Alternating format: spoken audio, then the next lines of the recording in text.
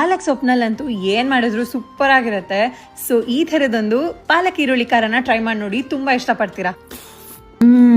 ಸಖತ್ತಾಗಿದೆ. ಮಿಕ್ಸಿ ಜಾರ್ಗೆ ಈರುಳ್ಳಿ, ಬೆಳ್ಳುಳ್ಳಿ, ಟೊಮ್ಯಾಟೊ, ಅಚ್ಕಾರದ ಪುಡಿ, ಕಾಶ್ಮೀರಿ ಚಿಲ್ಲಿ ಪುಡಿ, ಧನಿಯಾ ಪುಡಿ, ಅರ್ಶಿನ ಮತ್ತೆ ಉಪ್ಪನ್ನ ಹಾಕಿ ನುಣ್ಣಗೆ ರುಬ್ಕೊಳ್ಳಿ. ಪ್ಯಾನ್ಗೆ ಸ್ವಲ್ಪ ಎಣ್ಣೆ, ಸಾಸಿವೆ, ಜೀರಿಗೆ, ಜಜ್ಜಿಟ್ಕೊಂಡಿರೋ ಬೆಳ್ಳುಳ್ಳಿ, ಕರ್ಬೇವು ಎಲ್ಲ ಹಾಕಿ ಹಸಿ ವಾಸನೆ ಹೋಗೋವರೆಗೂ ಫ್ರೈ ಮಾಡ್ಕೊಂಡು ರುಬ್ಬಿಟ್ಕೊಂಡಿರೋ ಮಸಾಲೆ, ಹುಣಸೆ ಹುಳಿನ ಹಾಕಿ ಮಸಾಲೆ ಚೆನ್ನಾಗಿ ಎಣ್ಣೆ ಬಿಡೋವರೆಗೂ ಫ್ರೈ ಮಾಡ್ಕೊಂಡು ಸಣ್ಣದಾಗಿ ಹೆಚ್ಕೊಂಡಿರೋ ಪಾಲಕ್ ಸೊಪ್ಪನ್ನ ಹಾಕಿ ಚೆನ್ನಾಗಿ ಫ್ರೈ ಮಾಡ್ಕೊಂಡು ಸೊಪ್ಪನ್ನ ಚೆನ್ನಾಗಿ ಬೇಯಿಸ್ಕೊಳ್ಳಿ. ಪಾಲಕ್ ಸೊಪ್ಪೆ ನೀರ್ ಬಿಡೋದ್ರಿಂದ ಎಕ್ಸ್ಟ್ರಾ ನೀರೇನ್ ಹಾಕೊಳ್ಳೋದು ಬೇಡ.